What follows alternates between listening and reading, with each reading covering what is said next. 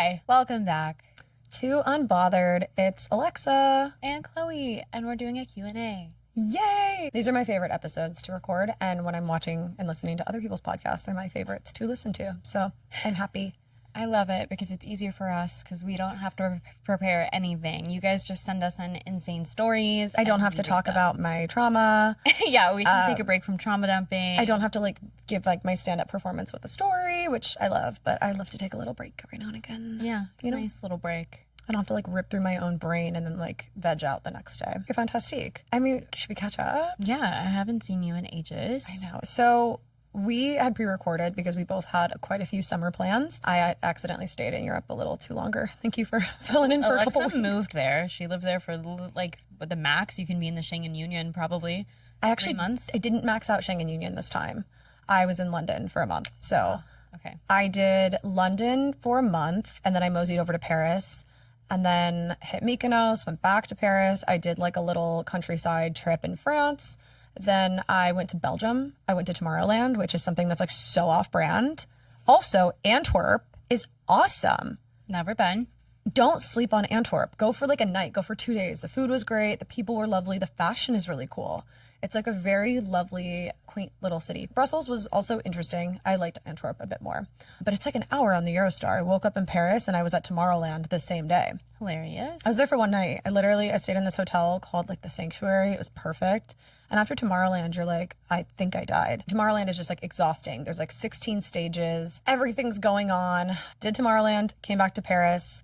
Then I went to Naples, and then I went to Ischia, which is where they filmed The Talented Mr. Ripley. It's a little tiny Italian island. Highly recommend. Loved it there. Then I got stuck in Naples, so I had to go to London for a night. Then I went to the south of France. I went back to London, and then Ibiza. You just went all around Venice. In 80 days. And then I went back to London for a couple of days, and now I'm in LA. So I was gone for a full 3 months. Yeah. It was crazy of me. Solid 3 months. It was crazy. You came to London. Yes. Madrid-London moment. Well, I went to Madrid to, as you guys know, I went to go meet up with the Clarence team. How it went down was insane, though. Yeah, it was a very last-minute ordeal, and then the flight, something was going on with the airport strikes, and so I was initially flying to Madrid through Chicago, and then the day of, they were no, actually, you're going through Finland. And Chloe texts the team, and I see her location, and she's in the most random place I've ever seen ever in my life. If you're from Finland, pop off. But she's guys, I might be stuck in Finland with too many skirts to my name. No, I literally had a carry-on because I was going to Madrid for 24 hours. I had 2 outfits. That was it. A mini dress and a mini skirt. And I was I swear to God, if I get stuck in Finland with a mini skirt to my name, I don't even know what to say at this point. But by the grace of God, you made it to London. I did make it to, yes, London eventually, but I made it to Madrid. When I got to Madrid, first of all, the hotel that the Clarence team put us all in was one of the nicest, and I'm a hotel snob. I've stayed in some nice hotels. One of the nicest hotels I've stayed in because the service was out of this world. It's called the Brock Hotel. Highly recommend. I will be staying there again eventually. But super cute. The team was all so nice. And I'm the Clarence team. Really, I said this in the episode where I was talking about this the first time. I'm so into science and chemistry, and if I had the mathematical portion of my brain on par with what a chemist does, that would have been something I would have done. So it was so cool to sit at a table full of women. They're all women. And learn how they formulate their product and how it goes down. So that would be the total eye lift. You guys, and it really works. I've been using this eye cream for probably 6 years now. I love it. And they just reformulated it. I know, because the old packaging had a little cap on it, and I was notorious for losing the cap. I have been using this for a long time. I lived in France. This is one of my go-tos. Whenever I'm there, I stock up. I love it. You can buy it here, but I haven't been in the same city for longer than a week, and I travel with probably 4 skincare products. This is one of them. This is a non-negotiable. It is genuinely, truly, I think the only thing that saves me, with all this travel, it's the only eye cream I have on me. I haven't been in the same city for longer than a week in 2.5 years. I move around the world with 2 suitcases, a carry-on, and 2 makeup bags, one for brushes, one for makeup, and then a skincare bag. This is like always, always, always A staple. a staple. And there's the nights where you're jet lagged, you have to go from place to place, and like this genuinely changes everything. Yeah. Call it like Botox in a bottle. Yeah, literally Botox in a bottle or an eye lift in a bottle. Absolutely. I'll never not have this product. I've gifted it to my mom. I'm also like the designated friend that like redoes all the guys' skincare routines. And this is one of the first things I toss in it. And you can literally see these guys glow Yeah. up. Every single one of them is using this now. And it's just crazy to see. Because it's like with girls, we take care of ourselves. Like guys just simply don't. And taking care of your under eyes is so, so, so important. I've had dark circles since I was a little girl. I just cannot get enough sleep. I am not kidding when I say it lifts my under eye in literally 30 seconds. And it also has a long-term anti-aging effect. It reminds me of some of those like instant eye lift things that you see advertised, but they leave a thick, gross film, and this does not do that. It's like an immediate result, and you can put your makeup on right up on top of it, no problem. And that's like important. That like I have to be able to do that. I'm on the go. I'm not just a girl on the go. I'm just a girl on the go. But yeah, this is a go-to favorite. I've tried every French skincare product, and there's nothing like it. I love it. It has changed my skin. I go through these like it's no one's business, and they just reformulated it. So I don't know how it could get better because it's literally holy grail for me. And I also loved, let me see if I can do it. Here it is. It's refillable, so it's cheaper when you buy these little things. Oh. It's better for the earth, obviously. They told us that by 2030, their goal is to make 35% of their products all refillable. So cool. I know.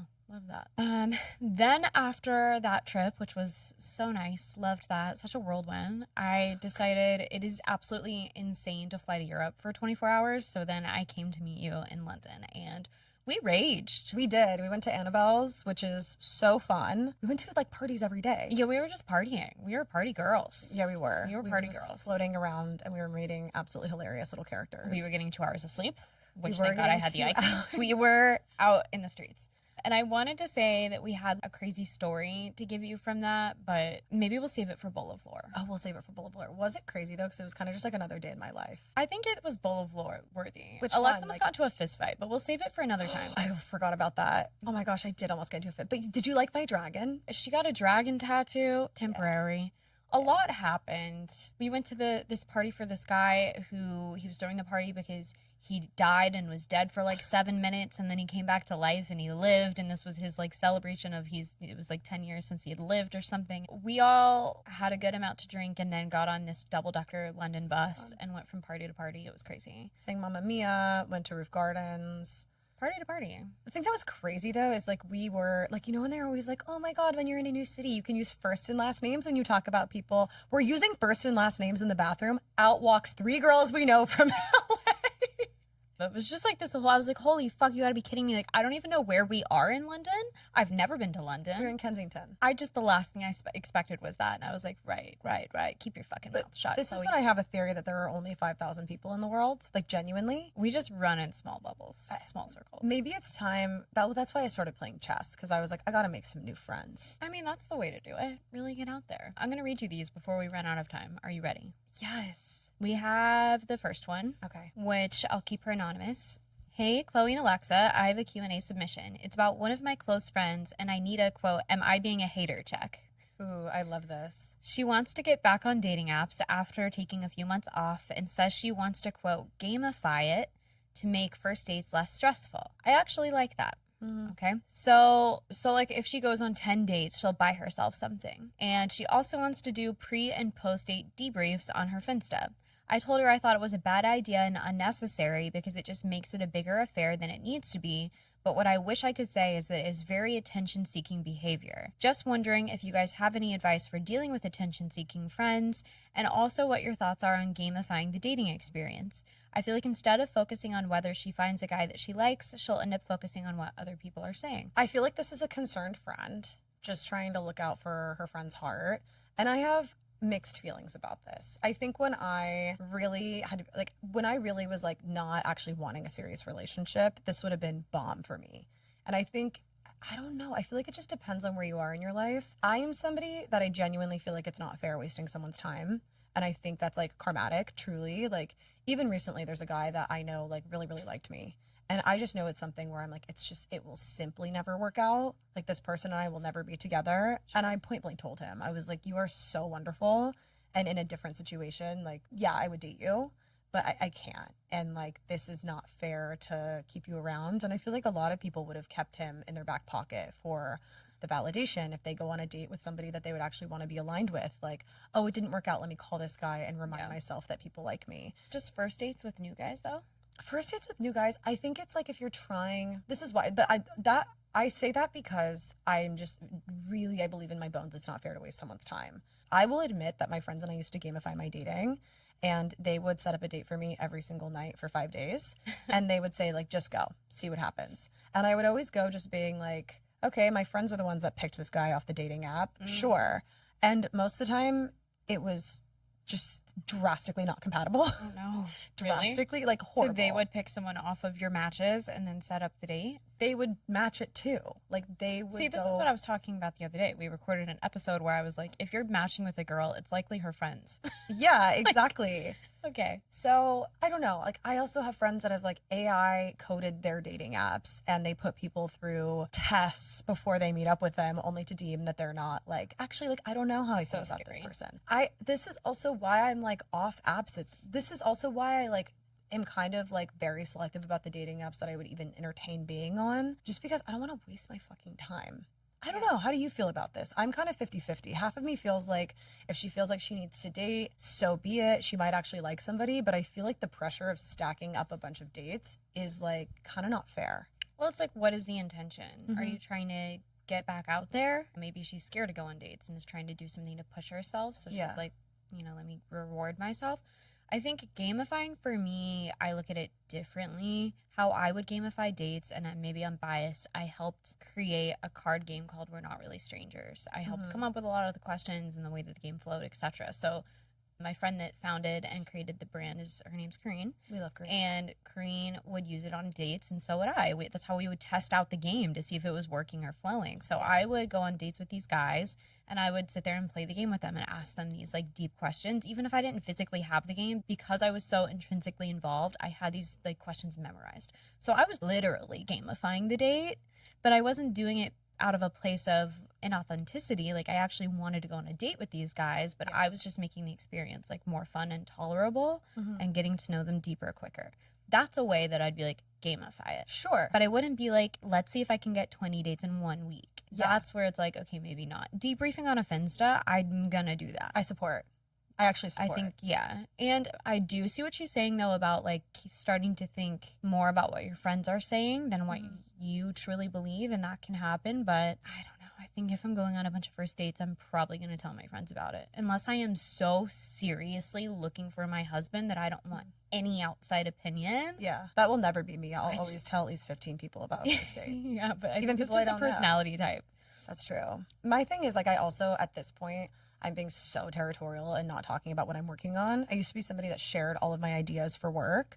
And I've now realized, like, I'd rather talk about my dating life with random people, or like with, like less about, like, or like friends that I'm not as close to, because I used to be like, this is my business thing, or this is something that's on my heart, and people would use it against me. But with dating, I'm like, what are you going to do? Tell him?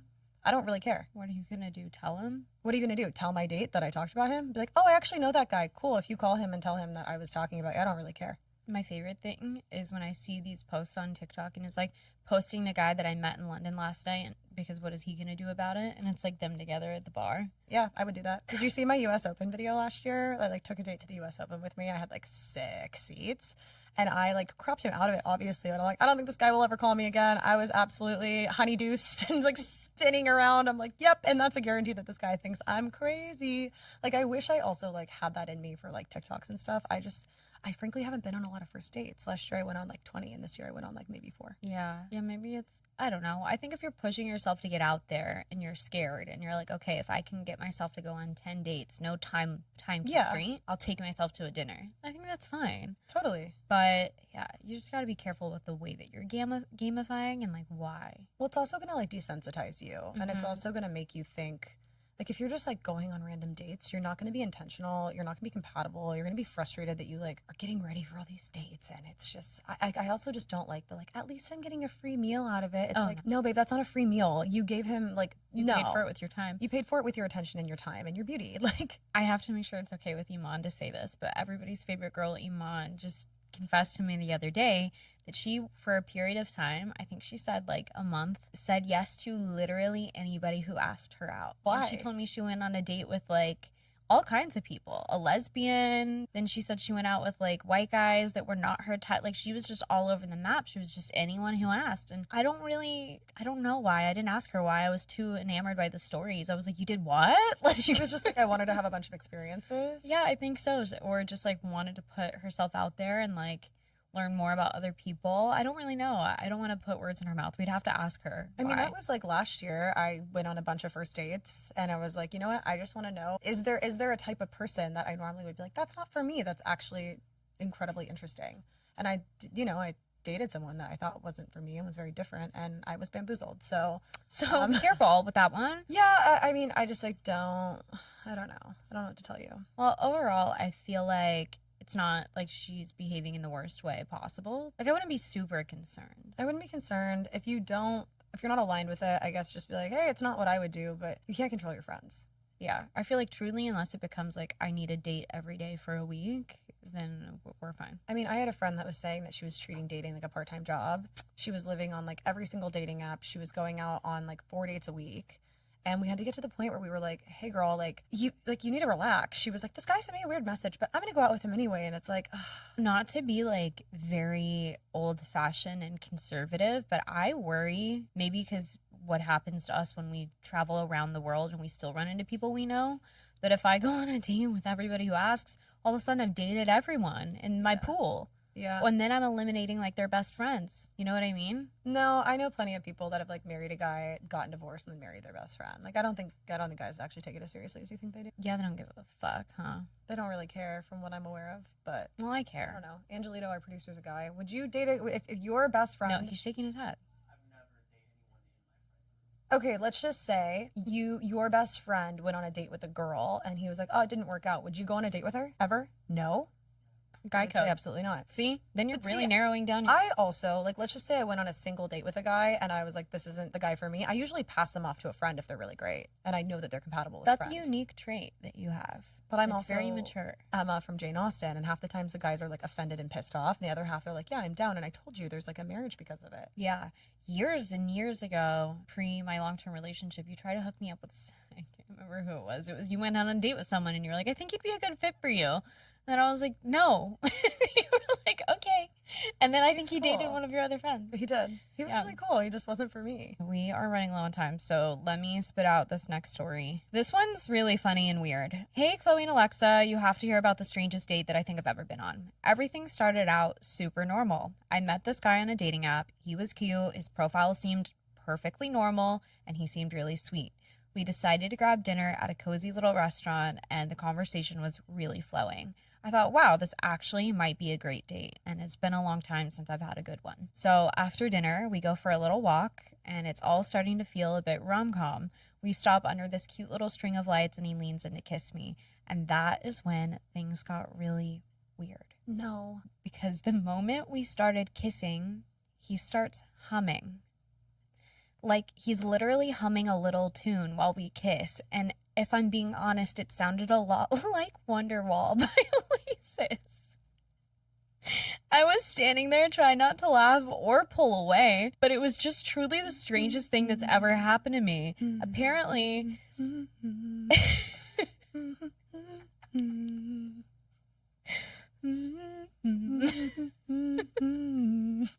Apparently he thinks it's normal because he just went about it like everything was fine. Needless to say, I was both weirded out and kind of fascinated. So yeah, definitely a date I'll never forget. He's asked me out again and I'm not sure if I should go. But is she only saying that because of the Wonderwall? Because half of me thinks it's like hilarious and charming. I would just tell him. If he was like, hey, let's go on another date, I'd be like, I'd pick up the phone. I'd be like, hey, I want to go on another date with you, but were you humming Wonderwall when we were making out? And can you not? Can you not do that? Like, I also love Oasis and would like love that vibe, but like time and place. And if that's what's going on in your head while you're making out with me, like, love it, 500 Days of Summer core, but like, was he trying to be like quirky and funny, or was he dead ass serious? Manic Pixie Dream Boy or Oasis super fan? I don't know if it would give me the ick or if I would truly be like, yeah, I'm into that. I'd have to be there. But girl, if you're feeling like, I don't know, if you're like TBD and you're like, I don't know how I would feel about this date, just like, don't go. Yeah, I'm gonna say do it for the plot so that you can tell us what happened. I want you to kiss him again so we know if he does it every time. Is it a different song next time? Well, we know how I feel about Don't Look Back in Anger. It's giving Tooth Don't Tunes. Look Back with anger. Do you know what Like that the is? one where actually like we brush our teeth. Yeah, And you're like, you baby, that's the one that I had. You close your mouth and all of a sudden there's a Jonas song playing in Brothers. your head. Yeah. I'm so red dress, red dress. I'm gonna get you one of those, Hannah Montana. Burning up. Okay, so that's that. One last one. So Chloe says, go on the other date. Very hilarious. LOL. Yep, please. Can we do 2? We'll be quick. 2 more? Yeah, we can do 2 more. Okay. This one is long and I haven't read it yet. The other ones I've read, so we just got this like 20 minutes ago. Hi, Chloe and Alexa. Any words of encouragement or advice you can give will be greatly appreciated. First off, this is about my ex-fiance. I'm 31 and I started dating him when I was 23, and he's the only man I've ever slept with or been in a serious relationship with. We dated on and off long distance due to him being in the military and deploying twice, and my job required a lot of travel, but we also lived together full-time during COVID. I had forgiven this man a handful of times over him not respecting my boundaries on Instagram, liking and following girls' pics, finding out he hid me on his stories from a few girls, etc. I had thought that we'd gotten past that, but it came up again and I was going to walk away. Instead, he convinced me to stay and promised to change, and ended up proposing a few months later. I was caught off guard, but I ended up saying yes because I couldn't imagine saying no in the moment, and I knew I loved him, despite having the uneasiness still from the last argument. Damn. Following the engagement a couple months later, we had to go long distance again due to his career. That ended up being about 9 months, and during that time, I was always the one going to visit him. He came to visit me once, despite only being a train ride away, as he was overwhelmed with his program each day. During the time apart, my doubt increased. I felt more and more strongly that I wasn't being treated the way a fiancé should, and sought out a therapist to help process everything. He acted like he wanted to change and agreed to work on things, but within the weeks to follow, he grew distant and ended up breaking up with me over text. On our anniversary. I'm mad. Yeah. Okay. We ended up not talking for a few months, and then he came back. I think I felt compelled to give him another chance because of the history together, the time invested, and because we have a dog. I said that therapy would be required before ever moving forward again, and that I would have to see a lot of change. It's been months now, and we've been seeing each other a couple of times a month. I found out that he immediately got on dating apps after ending our engagement and went over to a girl's house 4 days after the breakup. Despite all the poor treatment I've received, I somehow feel guilty for walking away, and I still feel responsible for his happiness. I'm afraid to move on, even though I can't imagine staying. How does one let go of someone after being a huge part of their life like that? Sincerely, a girl looking for courage. My girl, I want to just give you the biggest hug, because even listening to this, I feel sick to my stomach. Like, gut-wrenched. I could not imagine how painful this experience is, and especially to be in a position where you're questioning how you're gonna, I'm just like, the first thing I'm gonna say is whenever you're questioning it, just like ask yourself, like, I have one precious life. Do I want to live the rest of that life with this person, or do I want to take that lesson, find a love that I actually deserve? Take your time, and you're doing all the right things. You're in therapy. You listened to your gut, and you didn't buy a house with him. Yeah. You walked away before. You can walk away again. They can be a huge part of your life and a huge part of your history, and like nearly half her life, truly. And you can, and not that long, like they can be, a decade of your life. That's not enough. That's not enough. Well, time isn't love. Time isn't love. You can spend, so I've heard, a decade with somebody and then find your person a month later. It's you true. never know, but you're not going to find your person when you stay with the wrong one. It's Yeah. like that quote that's like, the longer you stay on the wrong train, the more expensive it is to get home. Yeah. And a man who's displaying signs of aggression, who's not loyal to you, who is treating you the way that he's treating you in the very beginning, is only going to worsen the more his mask slips over time. So you absolutely made the right choice. And it hurts now, but that's a temporary feeling. And I guarantee you, future you is going to look back and feel so relieved and grateful for the suffering that you're choosing to go through right now. Totally. Because you're saving her from a lifetime of shit in the And if future. this girl was my best friend, I would be on the first flight, first train, car ride to make sure she never got back, to make sure she never went back there. Like, I would literally be like, hey, babe, we're at the point where, like, you can hate me, but I'm going to pluck you out of this situation if it's even mildly in my control, because I can't sit here and watch this anymore. Like, I'll also be transparent. It's abuse. It is. It's abuse. One last one. The final one is another funny one. We'll end it on like a little Positive note. little comic relief. All right. Hey guys, have to share. This one is another weird date story. I was on a date the other day. I matched with this guy, and a couple of my friends know him. I usually don't meet up with people from apps, but because of our mutuals, I thought I'd give it a shot. We went to dinner. We were chatting and laughing and having a great time. I actually thought that we'd be a pretty good pair. So as we're waiting for dessert, he leans in all seriousness and he says, so I have to tell you something. I'm pretty sure I'm the reincarnation of a French prince from the 1500s. Okay. And I'm sitting there and I bust out laughing and he does not laugh with me. He keeps a straight face. So then I'm like, wait, is he fucking serious? But he's totally serious. He starts telling me about these dreams that he's had since he was a little kid, where he's living in a castle and speaking old French. He's not from France. Then he starts reciting this old French poetry at the table, trying to prove it to me. He's literally from Alabama, so I was losing it inside. Why do I believe him? I think he's the Sun Prince, babe. He's the Sun Prince. I'm dead. I was trying so hard not to crack up because he was going on and on about his past life in a royal court. And I'm sitting there thinking this is either the best or the weirdest date I've ever had. I didn't even know what to say to that. I attempted to knight him with a breadstick. Perfect. Perfect. I love this girl and I love him. Yeah. Maybe they're a match made in heaven. I honestly, if a guy told me this on a first date, I'd be like, he listens to his intuition. He's getting downloads. She ends it with, I'm not giving him another chance, but thought you'd enjoy. I think you should. I'm all for the weird date. I love it. I love it. I also just like... What's a French name? Jean-Paul. Yeah, that's what came to my mind too. Jean-Jacques. Jean-Paul. He's just little Jean-Paul. Fronton. Stuck in Chad's body. But free him. Free him. What if he's right? I think he is. That's the thing is, like, if he's having visions and he's speaking old French in his head, where does that come from? He just took French in middle school, probably. If you guys have weird date stories, I think that's my new favorite genre. Yeah. Please send them in. Oh, I have a million. We could do a whole episode of just weird date stories. This would be a new series. Yeah. I love it. Let's do it. Okay, great. Send them into our DMs, to our email. Can't wait to listen. There's a form with a link. There's a link in our bio with a form. Send them there. Ideally, if you just need to DM them, that's fine. But it'd be nice if you guys could use the form. 5 stars on Spotify and Apple. You can follow us on Totally Unbothered on Instagram and Unbothered Club on TikTok. And then if you want to watch the video, you can watch that on Spotify or on YouTube. Yeah. And if you guys listen on Apple, do us a favor and scroll down, and where you rate it, there's like a little comment section. And if you could leave something nice, that would mean the world to us, and that would help us keep this going. We work our asses off, and we love you guys. This is the coolest thing to do in the world. So thank you for letting us do this, and thank you for all your support. See you guys next time. Love you. Bye. Bye.